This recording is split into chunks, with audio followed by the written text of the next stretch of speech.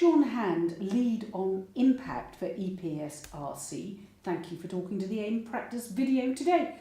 Industry and academia working together. How important are those relationships and what benefits do they bring? Okay, so I think industry and academia working together is very important in terms of the EPSRC investment in the science base. So EPSRC, we invest money in science to benefit the UK more generally.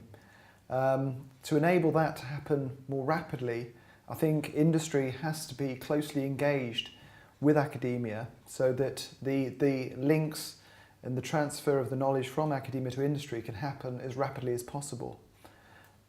So I suppose those relationships aren't just about profit, they're about societal interests, meeting the challenges of things like climate change, but also about jobs for people. Absolutely. I mean, we say industry, I think actually I'd like to use the word users because I think it's much more broad than just industry. But yes, absolutely, it's about the movement of people as much as it is about knowledge. So it's not just about knowledge, it's about getting trained people into industry. And it's also about industry influencing the long-term research agenda. So having industry engaged, even if there's not a direct product coming from that, is really important to actually getting the maximum value out of the input of research. And why do you want those collaborations? As I said, it's not just about profit. Is it about breakthroughs in society? Is it about being competitive? What are the advantages of industry and academia working together? So I think often the output for research, or where research might go and it might be used, isn't entirely obvious. So I think there's a great deal of, and I know some people don't like the word serendipity, but I think having industry involved at every stage of research allows for those serendipitous opportunities and where research can be used to actually, that those triggers happen and the links are made much more rapidly than they would be if you just wait for the research to reach its conclusion and then say, okay, what could this be used for? So bringing people together is important, and you get that serendipity, that moment where you do have breakthroughs, by bringing them together. Absolutely, yes. And there's also the cultural thing as well. I think it's very interesting seeing in the workshop today. You find the influence of industry approaches to managing things, so stage gate reviews, that type of approach, influencing the way the academic research is undertaken, so perhaps gives it some structure. But at the same time, I'd like to think then that the academic free thinking and different approach to things would also have an influence on the way the industrialists might consider their agenda and future challenges.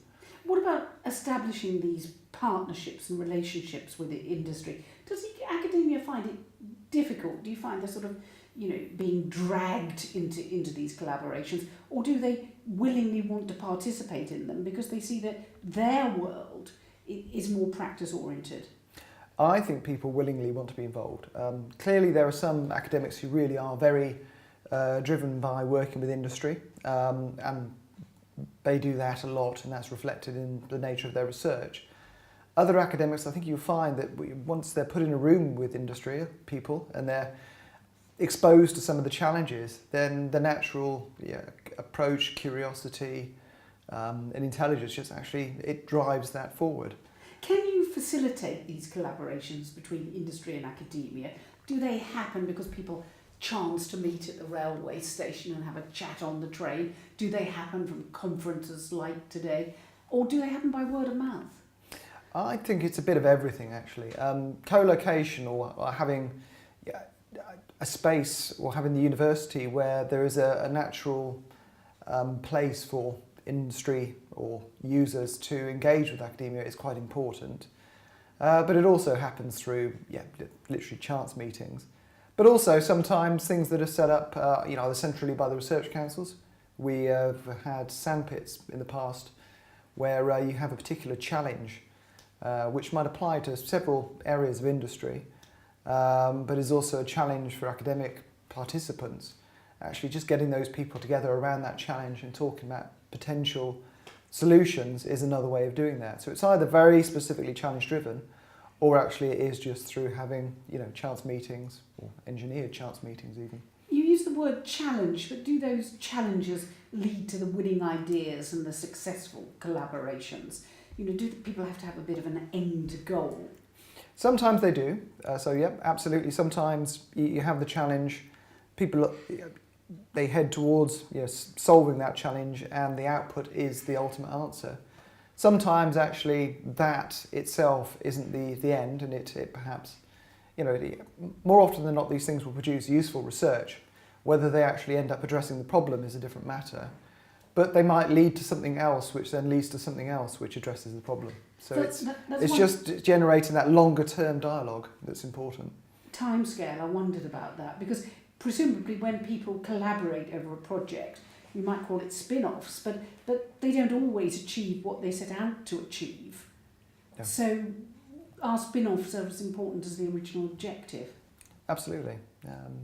That's why I think when we're looking at the outputs from programs and projects, we don't look back to this is what you said you were going to achieve at the start of the project. This is your objectives, and go through tick, tick, tick. Have you done that?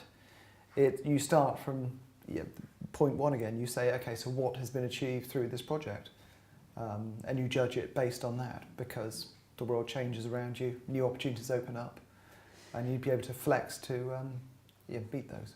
So is that difficult then to manage those expectations? You set out promising one thing, industry to academia, academia to industry. What about managing those relationships with the industry? What's important in terms of those expectations? Not to have an expectation? I think so. Well, maybe not to have an expectation, but certainly I think if industry went into a project, very much saying we were collaborating, particularly if they're contributing funding, and you're very fixed, this is what we're going to deliver, and then that doesn't happen, then that might have a detrimental effect on the relationship. But if you start off with an open approach of this is what we are trying to achieve, we will work towards it in these steps, then actually I think managing those expectations is quite important. And then perhaps you can look around and see the value of other things that are occurring as the project goes forward. So have a next step. Yes, absolutely, yeah. If we look to the sort of, is anything else about next? Yeah, no, I was just... Because it seems to me that what you're doing is breaking the project down into segments. So with Katie Box, the interesting observation from this morning was that someone said this is the only project where we've seen industrial engagement grow throughout the project. And I think that was because at the start it was quite, the approach was that, BAE Systems was involved, they were working with them, but the actual where the project was going to go wasn't scoped too tightly, and they were able to then grow and expand the scope of the project, but also expand then the industry engagement. And those people came on board without any preconceptions.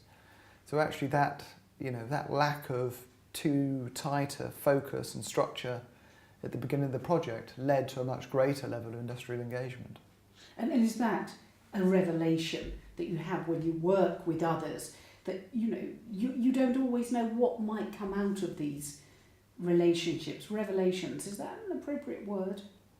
I think so, yes. And I think for a lot of these people it's not we talk about projects and we talk about funding for a specific area, and actually with a lot of the people I think you find that their interaction has taken place over a number of years. And it's more about building a network of connections between different academics and industry partners. And that just then grows. So you must be thinking all the time. You must sort of get back from somewhere, deconstruct what you've just heard and listened to, and then think, oh God, eureka, I never realised that. It is a revelation. Yeah, no, absolutely. And from my personal point of view as well, it's always constantly in the think about, well, what are we doing that might either inhibit that, or encourage that? So thinking about, for example, flexibility in support and funding is quite important if you need to adjust, be able to respond rapidly to opportunities. So, it's constantly thinking about what are we doing that either helps that happen or might be a block. And what do you think industry wants from its contacts with academia? Presumably not just profit, and maybe thinking towards the mid to long term, not just the short term of next year. Yeah, I think it's often a misconception that people think industry want a quick solution to one problem. Actually, if you talk to a lot of people in industry, what they want from academia is something they can't do themselves, which is that perhaps a step back, a longer term view, potential future solutions as well. So it's not just necessarily what people might think, which is they just want a solution to one tiny problem that happens to be in front of them. So these relationships are long-standing, they last a long time. Absolutely. Public-private information sources, there's a lot of transfer between the two now, and data management, particularly with sensitive data in the public sector, is an issue. Does that raise problems with collaborations? It can. I think it'd be naive to say that it doesn't. More often than not, though, it is assailable. I think the best approach is very much to be clear at the outset of a project what the situation is around what you can and can't disclose, what you can and can't publish, and any arrangements around IP. But I very rarely found a situation where it can't be addressed or solved. So you need increasing awareness of sharing information in the public and private sector? I think you need awareness, and I think it's something that needs to be discussed right at the start of a collaboration.